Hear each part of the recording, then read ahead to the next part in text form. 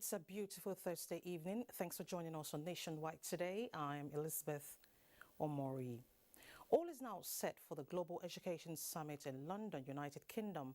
President Muhammadu Buhari, who is expected to join other heads of state and government at a high-level engagement, has already pledged to increase budgetary allocation to the education sector by 50% in the next 2 years. State House correspondent Adamu Sambo reports.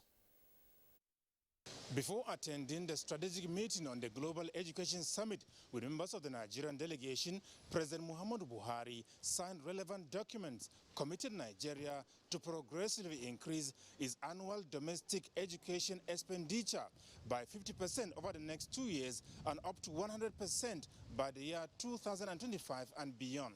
This is aimed at improving learning outcomes in the country. With Nigeria now fully committed to significantly increase investment in education, this meeting, presided over by President Muhammadu Buhari, is aimed at strategizing on how best Nigeria can drive maximum benefits from the Global Education Summit. The goal is to strengthen the nation's institutions, promote greater adoption of technology, build the capacities of teachers, and mobilize additional financial resources through legal frameworks and deliberate intervention on a sustainable basis. Minister of State for Education, Chukwuemeka Nwajuba, coordinated the strategic meeting. There are donor countries working towards raising about $5 billion to commit to education around the globe. Nigeria has been a strong partner and one of the biggest spenders for education at the moment, and it is in that light that the Federal Ministry of Education, acting on the directive of the President, committed towards being part of this conference. So the President is here to work with his broad heads of government to work out the right allocations that will go to different states, and how to raise the entirety of the funds that are required, and to give Nigeria's commitment towards increased access to school outcomes and all the targets that Nigeria has been set. The Global Education Summit is aimed at charting the best way forward towards transforming education systems in partner countries through the exchange of best practices. Some people back home are saying that President Buhari doesn't have to be here physically to attend this summit. What will you be telling them? It is important. Nigeria is a leading country in the entire global education chain, and we are one of the biggest beneficiaries. His presence here is almost a sacrifice he's making on behalf of the people of Nigeria to get as much as is possible.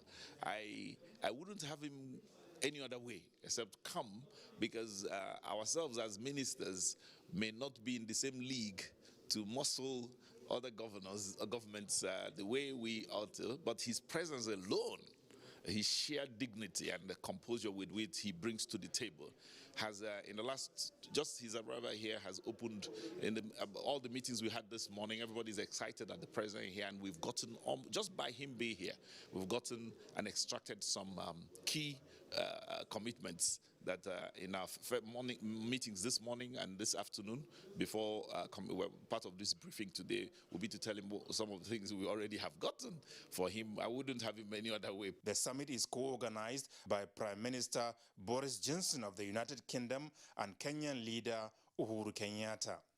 From London, Adamu Sambo, NTA News. And still talking education, the Joint Admissions and Matriculation Board, JAMB, has announced 6th of August 2021 as examination date for candidates who were unable to sit for the 2021 Unified Tertiary Matriculation Examination, UTME, due to some valid reasons. A statement by JAMB's Head of Public Affairs, Dr. Fabian Benjamin, says, following due consultation with the National Examination Council concerning the timetable of the Council's ongoing SSCE, JAMB has scheduled a mock-up UTME in some selected locations across the nation. About 18 candidates slated for the examination are being notified through both text messages on their designated phone numbers and their JAMB profiles. No candidate whose result has been duly released will be rescheduled for another examination, contrary to the sponsored fake news being circulated on the social media. Away from education, the All Progressives Congress Caretaker and Extraordinary Convention Planning Committee has assured members of the party that its position remains sacrosanct and will lead the party to conduct hitch-free congresses and convention. This was at a briefing held at Buhari House, National Secretariat of the party. Saliu Abdullahi Gwanara reports. Different interpretations by some individuals of the judgment by the Supreme Court that upheld the election of Ondo State Governor Oluwarotimi Akeredolu prompted this briefing. A council that defended Akeredolu and the APC reaffirmed that the judgment by the Supreme Court did not oppose the position of Governor Mai Mala Buni and the likes as chairman and members of the Caretaker and Extraordinary Convention Planning Committee. There's nowhere in the judgment of the majority where the efficacy of the office of our chairman, national chairman, was questioned. Nowhere. What happened was that the judgment of the tribunal that says that the holding of a party position does not contravene section 183 of the constitution still stands. That was the judgment that was given by the tribunal, that was upheld by the Court of Appeal and upheld by the majority decision of the Supreme Court. I don't know why people are attributing so much to the judgment of the minority.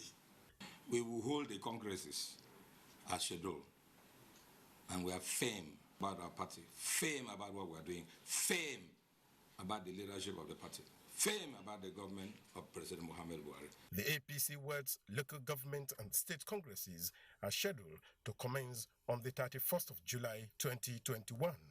In Abuja, Salihu Abdullahi Gwanara, NTA News.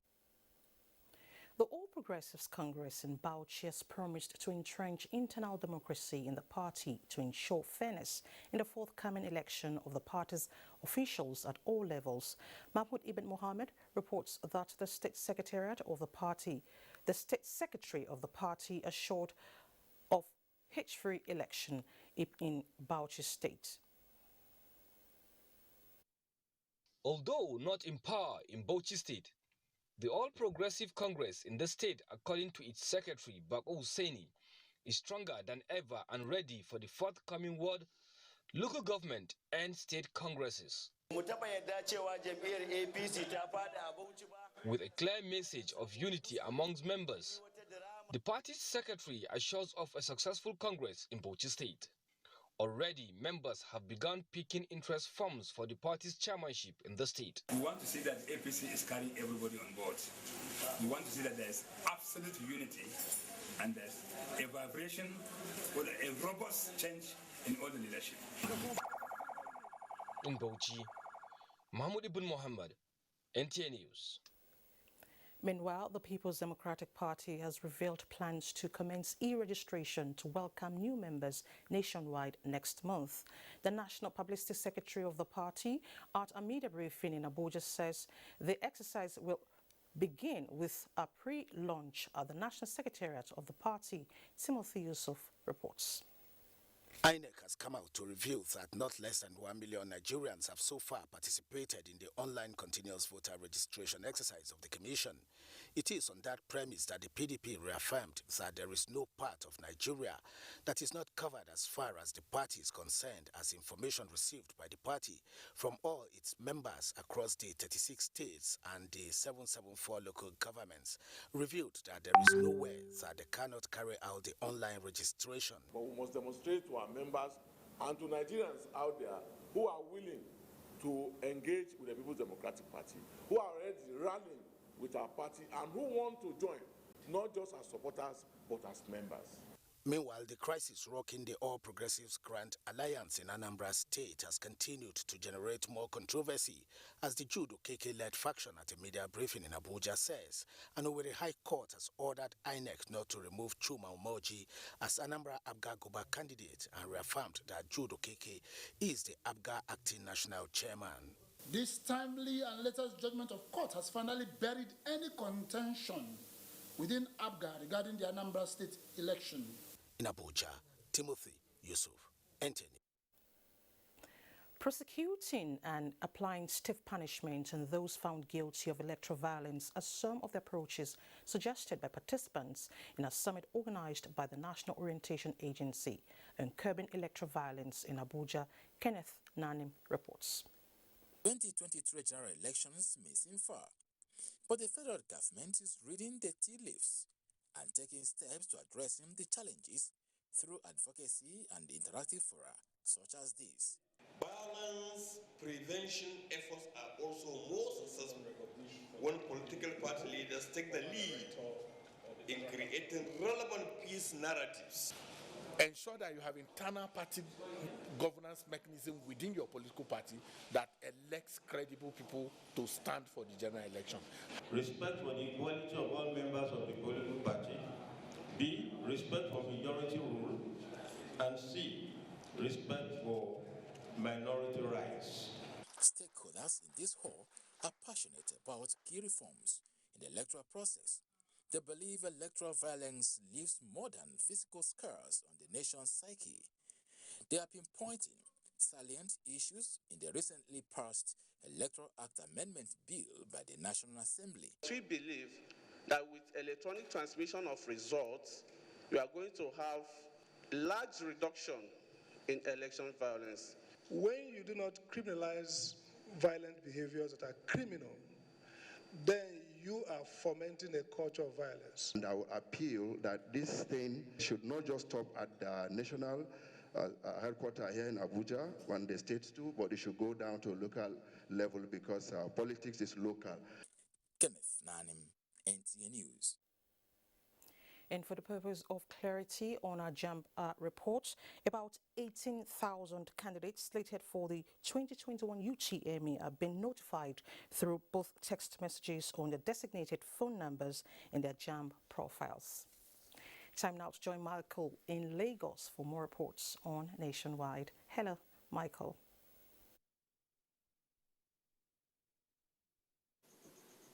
Hello, Elizabeth.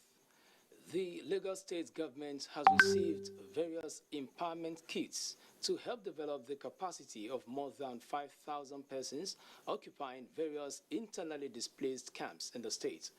The donor, Nigerian Maritime Administration and Safety Agency, NIMASA, is targeting displaced victims of insurgency across the 36 states of the Federation.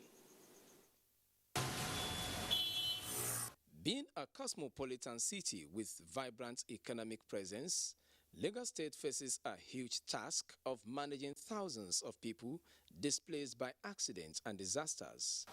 Apart from provision of accommodation and feeding, there is the constraint of filling the gap of capacity building for the internally displaced persons occupying the two major IDP camps in the state. This donation will be handy in not only improving the skills of the internally displaced persons, but providing means of livelihood. This item, we believe, will alleviate the sufferings of the underprivileged and will to make them to become self-reliant. By so doing, we will be eradicating poverty gradually in our society. The Lagos State government promised to leverage on its robust database for internally displaced persons in ensuring equitable distribution. At disbursement, we also have a standard procedure for disbursing the items to wherever they are going to end up. And we guarantee you that these items will reach the designated people. More than 5,000 people have been trained in our relief camp in collaboration with Ministry of Youth Poverty Alleviation. So this one will be additional, and I can assure you that we will use it judiciously. Since empowerment plays a crucial role in building and developing a nation, the satisfaction here is that it will be a major force to eliminating unrest once the 36 states of the Federation are covered. A group of young progressive minds in Anambra State, as well as some merchants, have rallied their support for Godwin Maduka to join in the November 6 governorship election race with a view to deliver to Anambarians the much awaited social and infrastructural development. The move, they say, is towards entrenching true democratic governance in the state. Abolade Salami reports. As the race for the #1 citizen in Anambra State continues to gather momentum, political parties and candidates are deploring all forms of tactics to woo prospective voters to their camps. While some have described themselves as the messiah to liberate the state from its numerous challenges, others have engaged in the use of various mediums to propagate their manifestos. Not convinced by these premises, this group of people have pitched their tents in support of a technocrat, Godwin Maduka, to declare his intention for the office, saying his antecedents and track records qualify him for the job. We want a way forward. We want a new governance. We want a government that will favor the people of Anambra, that will favor the poor woman in the markets, the poor farmer in the village, and the traders as well. Elated by the trust and confidence reposed in him by the Anambra Progressive Minds as the right man for the job, Godwin Maduka said, in or out of government, the development of Anambra State remains his priority. You want to see the equal creation of people. You can see it in Martin Luther King, you can see it in Obama, and you can see it in Godwin Maduka. I'm giving you the speech.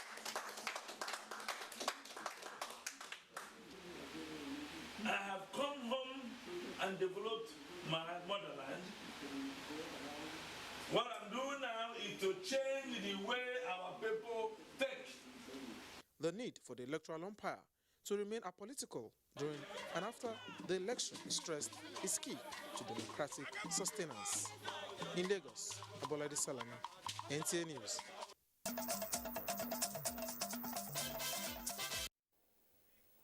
Thanks for staying with us. Since the country returned to democratic rule in 22 years ago, there has been an increase in parliamentary activities and there's the need for transparency and accountability in handling public funds. Chinaza John reports that this formed the focus at a two-day legislative oversight training under USAID state-to-state project in Ebonyi State. The 1999 Constitution in sections 88, 89, 128 and 129 empowers the legislature to carry out oversight functions towards ensuring that government-formulated policies are implemented in the interest of the citizens. But despite being backed by law, some citizens view the power as a means to siphon public funds. It is to change this negative perception, improve budgetary process as well as strengthen government institutions through effective accountability and transparency of public funds that gave rise to USAID state-to-state activity. Our project is focused on ensuring that the state manages resources for public finance management. The public financial management structure and system is improved upon, and that improvement leads into improved service delivery. With Ebonyi State being among the 6 states benefiting from the activity, the lawmakers were tasked to ensure appropriate budget allocation to different sectors by effectively engaging MDAs and the executive arm. It should be instrumentality of the budget that sends the appointments to cities. This workshop is going to just be a reflection of what we have done rightly and a reminder to improve. Oversight functions for the House of Assembly to the executive is not an indictment. It's just a way of knowing how far the budget has been carried out. It is expected that at the end of the 5 years, these 6 states will not only improve the process of accountability, it will also improve service delivery in health, sanitation, and hygiene. In Abakaliki, Chinaza John, NTA News. The National Employment Council is fine-tuning innovative ideas and selected MDAs that will be profitable to other sectors of the Nigerian economy to address unemployment. Emmanuel Ayemi reports that the work plan, still in deliberation by the tripartite constituents of the council, will identify gaps responsible for low productivity across sectoral value chain. 4 MDAs are being evaluated under evolving strategies towards upgrading various value chains for increased production and create value addition across most profitable areas. This idea by the council addresses unemployment gaps in agriculture, mines and steel, as well as tourism. The mining sector is also another critical sector and one of the frontiers of this administration priority goal of diversifying our country's revenue base through creating jobs and facilitating an environment where enterprises can strive. As you know, employers will look for opportunities, and employers are willing to work in areas that will create wealth for them. So we hope that through these council meetings and our collaboration, there will be policies that will favor employers working in those different sectors. Other roles we play is to encourage workers to be productive, is to also ensure that necessary training are given to the necessary department, so that government don't also hire consultants to do the job of employees they already have in the ministry. After the deliberation, the council is expected to present a memo that will take the country from raw materials exporter to become an industrialized nation. Emmanuel Ayemiru, NTA News. The federal government will continue to engage partners and support programs that will provide job opportunities for the teeming youth. Senior Special Assistant to the President on Education Intervention, Obafela Bamkolemo, re-echoed this commitment when he joined other guests on NC's Good Morning Nigeria in discussing the recently launched Generation Unlimited program in Nigeria. Oluseye Adiabu reports. The Generation Unlimited Gen-U program is a new platform for job opportunities for youths targeting no fewer than 20 million beneficiaries in Nigeria.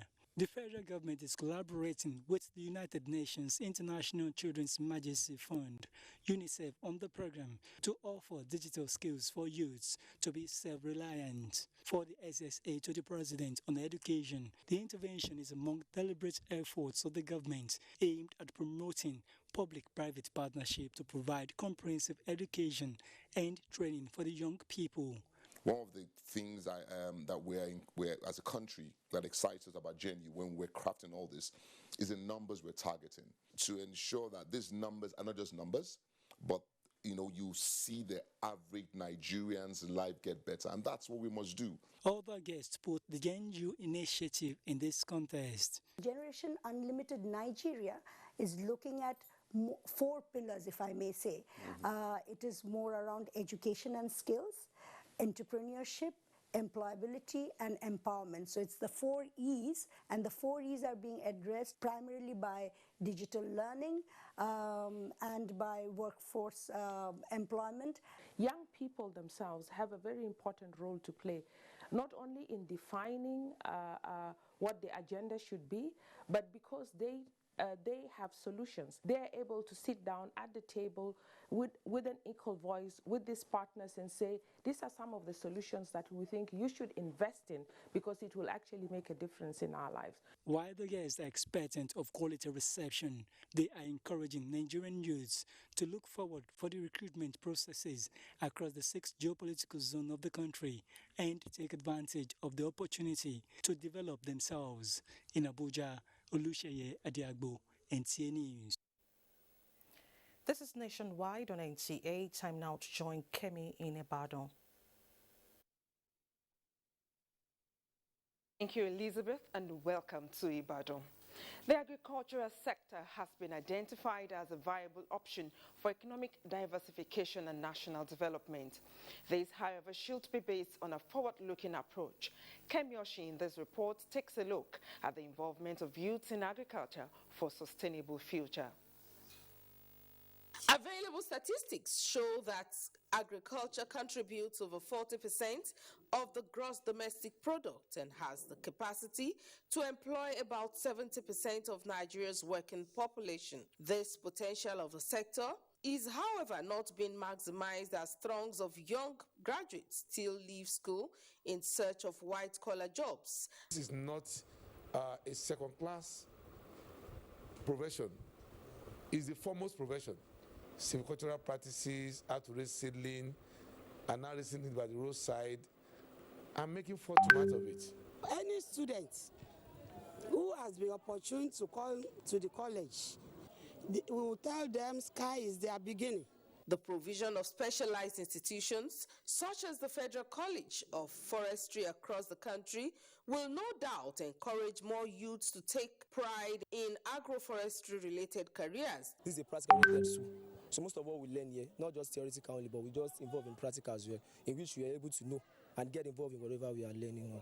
Seeing the chicks, seeing the livestock, rearing them, their feed, formulating everything is very interesting to me, and I find it as something I would be able to dwell on after leaving this school.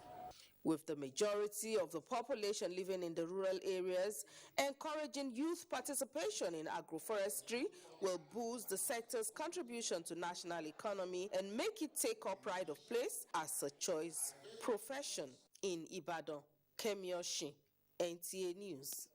A shift from the conventional teaching and farming methods has been advocated to enhance optional food sufficiency and economic growth in the country.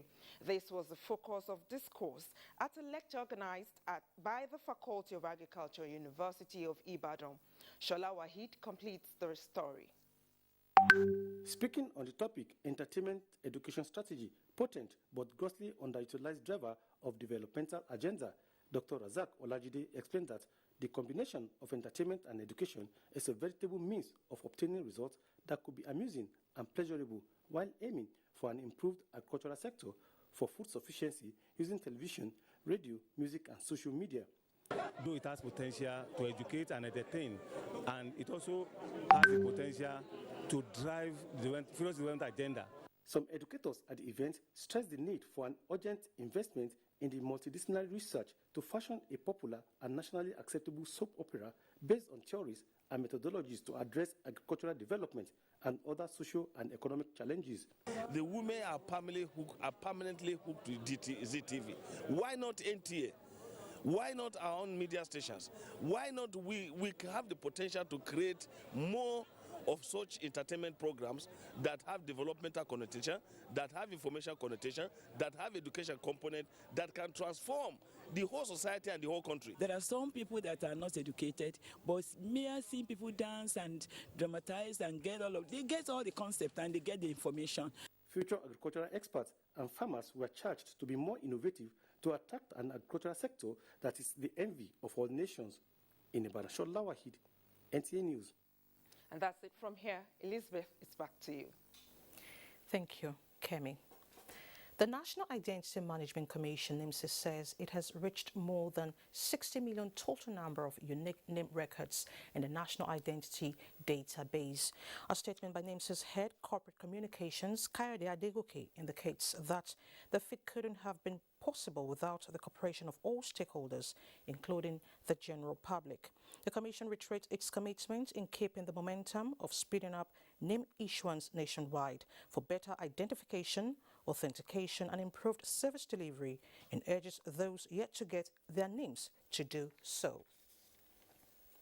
The National Population Commission and National Space Research and Development Agency are strengthening cooperation on digitizing population data towards achieving a viable population intervention activities via an evidence-based information. This was part of the thrust at a meeting between the managements of the two agencies at the NPC headquarters in Abuja. Oluseyi Adeagbo reports. The Geographic Information System, GIS, is the technology used to upload the data collected and reprocessed into a digital form in the ongoing nationwide remuneration area demarcation EAD exercise by the National Population Commission. Using these satellite images for gathering data, the NPC says is helping to make the exercise seamless, confirming that 698 local government areas of the country have been demarcated and promising to cover the entire country in its next two phases. Demarcating the country is just one thing, but using the data is the most important thing. And we would like to enlist your support so that we can provide different products for Nigerians to use. This data in some countries are sold and bought because of their relevance. But with Grid 3 now, it's like bringing the whole Nigerian data together for planning purpose. And we accepted to do this because the interest of Nigeria in going into space is socio-economic development. Leadership of the Population Commission is expressing goodwill to the partnership. This meeting is already giving birth to an exchange of materials and a technical committee set up as the two sides look forward to an improved working relationship for the benefits of data users and betterment of Nigeria. In Abuja, Olusheye Adiagbo, NTA News. Into electrification, the Transmission Company of Nigeria says it has fully restored the nation's grid after system collapse as a result of a sudden drop in system frequency. A statement by TCN says that after some power generating stations tripped off, resulting to loss of 611 megawatts, system operators immediately commenced the restoration of the grid from Shiroro Generating Station and subsequently Delta Power Station. TCN appreciates electricity customers for their patience and promises to continue to work to expand and maintain the stability of the national grid. And Mohammed is in Maiduguri standing by with some reports for us. Hello, Mohammed.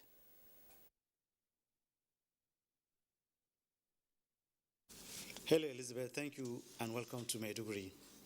Borno State Government has approved financial support of 12.8 million naira for 641 candidates currently at the final stage of the exercise to qualify for recruitment into Nigerian Army 81 regular intake for 2021. Governor Babagana Umar Zulum announced the support while addressing the candidates at Memalari Barracks in Maiduguri, where he was received by the Theatre Commander Operation Hadinkai, Major General Christopher Musa. Mohammed Goni reports.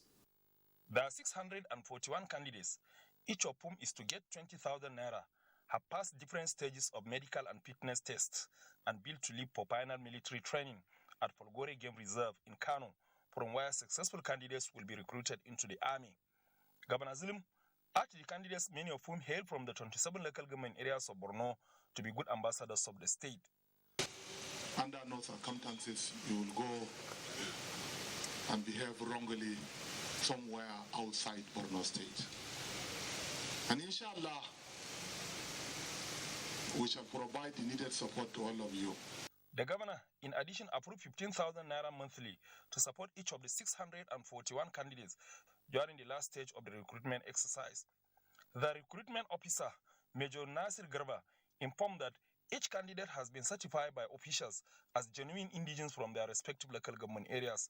Successful candidates across the country are expected to proceed to the Nigerian Army Depot in Zaria for other stages of recruitment and training. In Maiduguri, Mohammed Goni, NTA News. Reconciling communities and families with repentant and de-radicalized insurgents requires involvement of critical stakeholders and development partners to ensure the process does not spiral into another conflict in the Northeast region. It is in this regard that the National Human Rights Commission, in collaboration with United Nations Development Programme and European Union, organized an entry dialogue in Maiduguri, the Borno State capital. Jadwa John Jassini reports. Participants in the stakeholder dialogue were representatives of traditional institutions, ministries, departments and agencies, as well as the legal institutions and civil society organizations concerned with the trail of physical, emotional and psychological the Boko Haram insurgency in the region. The National Human Rights Commission says synergy and partnership with these stakeholders is key in mobilizing communities and families towards fostering restorative and transitional justice for peaceful coexistence. The Commission chose Borno, Adamawa and Yobe states, being the worst affected by the over a decade-long conflict in the region, as pilot states for implementation of the project. The Executive Secretary, National Human Rights Commission, Tony Ojukwu, noted that the project is aimed at building capacity of communities, setting framework for transitional justice, as well as community participation in restorative justice for sustenance of lasting peace in the affected communities. We had ways we used to live together, even before the formal justice system came. That is why we are looking at the combination of the formal justice system with informal justice system. That is what restorative justice is all about. So we're trying to build a future where all the conflicts will be resolved to prevent more conflicts. He further commended the traditional institutions and others for the cordial working relationship over time and expressed optimism of positive results at the end of the project. Various speakers at the event lauded the Human Rights Commission for the foresight of brainstorming on how to foster unity and peaceful coexistence across the 3 states and assured of their full support. In Maiduguri, Jadwa, John Jessney, NTA News. It's time for another break, and Nationwide continues afterwards with Obehi in Benin.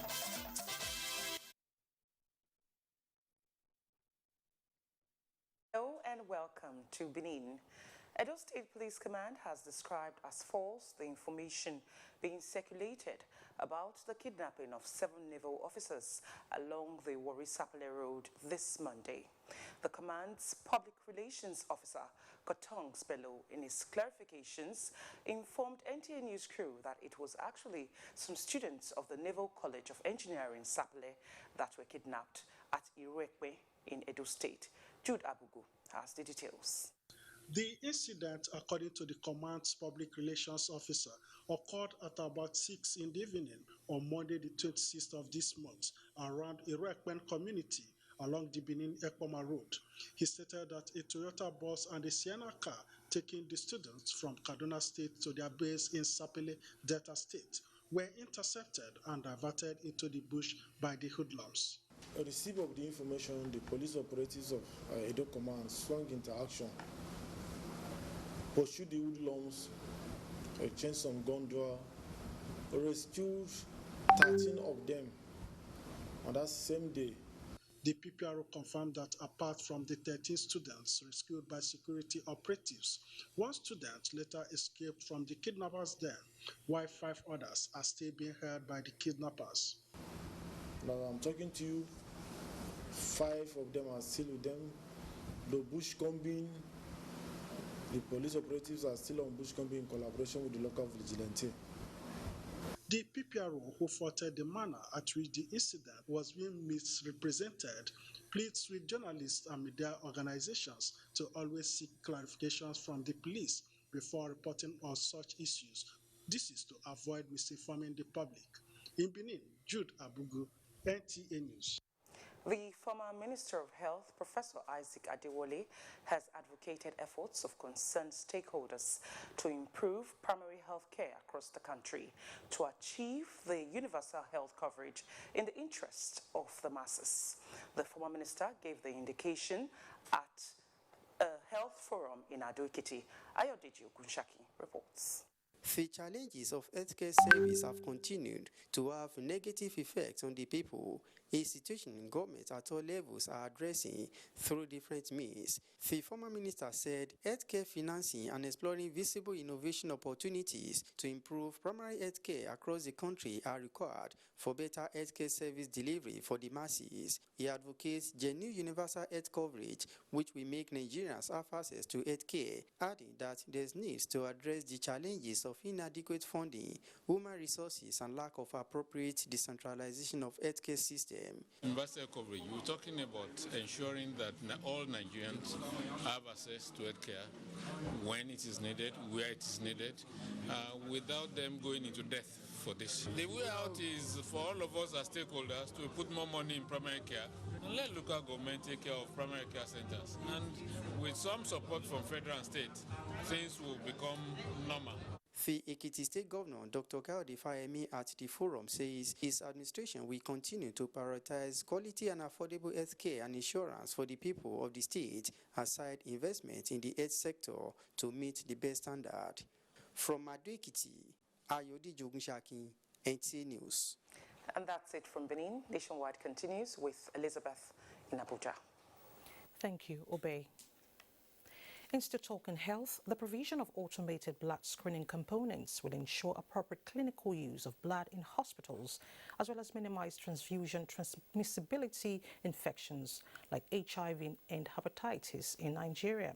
The Minister of Health, Dr. Saigi Ehanire, said this at the inauguration of the National Blood Transfusion Service Component Separation System, an automated... The Sahel Military Games is organized by the Organization of Military Sports in Africa, founded by Major General Boom of Cameroon, in to promote unity among the and security in the region. The motivation for troops who to ensure the General Meikano Abdullah for the Sahel Games. It's a game for golf and marathon race. Golf and marathon race. Football, golf. Technology presents ample opportunity for growth-based collaborations and partnerships, as interested stakeholders will be invited to invest in a large-scale production of blood components and plasma-derived medicinal products. This will create jobs, at least 500,000 jobs across the country in the next 5 years. The Ministry of Health is optimistic that with the effective execution of the MBTS mandate, the 1 million Safe Blood initiative is actualizable. The Federal Ministry of Health will give the necessary support to implement and realize your mandate, and shall work with the Ministry of Finance, Budget and National Planning to source appropriate funding and take off grant for you to make blood service a sustainable venture for Nigeria. The National Blood Transfusion Service, NBTS, was established to regulate, coordinate and ensure the provision of transfusion in a cost-effective manner. Uche Ugochukwu, NTA News. Still on health, the number of confirmed cases of COVID-19 in Akwa Ibom State has risen to 447. This increase has been attributed to the third wave, otherwise referred to as Delta variant of coronavirus, which health experts say is highly contagious. Ifeoma Aihoji brings us an update on the current situation in Akwa Ibom State. It's no longer news that there is a surge in the spread of coronavirus, which is attributed to a third wave referred to as the Delta variant. This variant, according to health experts in Akwa Ibom State, is about 50% more transmissible, which is evident in the exponential increase in the number of confirmed positive cases. Reports from the State Ministry of Health shows that on July 1st, only one positive person was in isolation, but as at the time of filing this report, about 447 persons have tested positive to COVID-19 in Akwa Ibom State in the third wave. Out of this number, about 24 persons are presently in the isolation center. Others are going through admission processes, while the state has recorded 7 deaths, which results to about 0.8% fatality. Akwa Ibom is one of the states in the country that is testing a lot. One of the reasons why you are also seeing positive cases. So there's a real wave here upon us. In view of this, the need for individuals and organizations to adhere strictly to preventive guidelines cannot be overemphasized. Now you have the Delta variant of the COVID-19 virus that is killing people in different parts of the world. So we continue to encourage our people, let's protect ourselves. Meanwhile, free testing is ongoing at various government COVID-19 centers in the state. In Oyo, Ifeoma Aihoji, NTA News. No ideal society enjoys relative peace and socio-economic development when the youth engage in drug abuse. Ayodele Ibigbemi in Ayingba, Kogi State takes a look at the dangers of drug abuse and how to stop the trend. Psychiatrists and other health experts have continuously warned against the use of psychotic substances, pain medications, non-prescriptive drugs, and alcohol, which has damaged and caused many harm. Drug abuse has led many youths into physical, social, and emotional trauma. The challenge of drug abuse is alarming, especially among young adults under the age of 30 to 40. Dauda Buhari, Okon Agnes and Happiness Biola are among many youths that have different opinions on why youths abuse drugs. Okay, most times people have different reasons why they take drugs, but no reason is justifiable. Maybe they feel it's to get them excited, like once you're on drugs you'll be able to do things you think you wouldn't be able to do physically normally. Some, they have low self-esteem. Experts say if drug abuse can be completely arrested among the youths, then it will go a long way to address the prevailing security situation in the country. The youths of this country form about, let's say, 60% of the workforce. And once this workforce is destroyed because of drug abuse, it affects production. When people abuse drugs, it has effect on the society. Look at the economic implication, because we have to rehabilitate these people. You have to begin to cancel them, rehabilitate them. So the cost of rehabilitation is enormous. From Ayingba, Ayodele Ibigbemi, NTA News. Soccer have come the way of the families of 19 deceased passengers whose vehicle plunged into a river in Dogwa local government area of Kano State as a way of cushioning their grief for their losses. Ali Adamo reports that officials of the State Emergency Management Agency presented the donation during a sympathy visit to the area. Not fewer than 19 passengers, including the driver of this vehicle, lost their lives while crossing a bridge which was submerged by water as they were returning home at night from Leroy town. 18 bodies of the victims were so far recovered and buried after all-night intensive search and rescue efforts by people in Dogwa local government area. Kano State government, through its emergency management agency, donated food items as a way of supporting the families of the victims. I lost my father, the driver of the vehicle, and a brother and a sister. The incident has shocked people in the community. We never experienced things like this in our life. People should be very careful, more especially as we are being warned that this year's rainfall is going to be heavy. As a result of that, there must be a flood all over and windstorm. Items donated include 19 bags of rice, 19 bags of millet, and 19 bags of maize. In Kano, Ali Adamu, NTA News.